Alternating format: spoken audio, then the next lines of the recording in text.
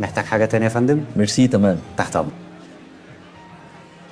بس يا ستي، وانا من ساعتها بقى بقعد في المكتب بسمع شاهر اللي عايز اسمعه له وبس. جريء شاهر، جريء ومجنون. بس انت كده شككتني.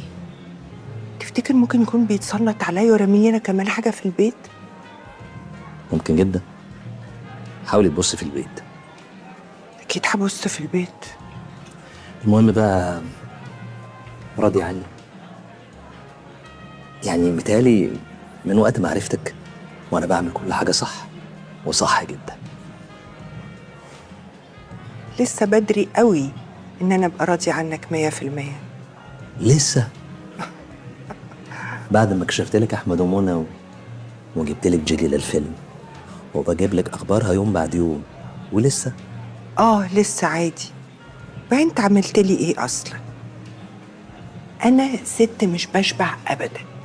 اللي عاوز يرضيني لازم يبقى كريم جدا معايا. وماله، وانا تحت امرك، اطلبي ونفذ. احمد زي ما بنيته انا عاوزه اهده. عاوزه ارجعه شحات زي الاول واكتر كمان.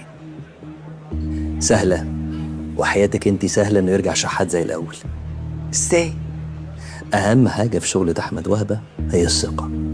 لو العملاء فقدوا الثقه فيه يبقى بخ، ودي اسهل حاجه. صدقيني انت معاكي مصباح علاء الدين، جربي كده تمد ايدك تفركي المصباح هيطلع الجن ويحقق كل احلامك. ماشي، نجرب.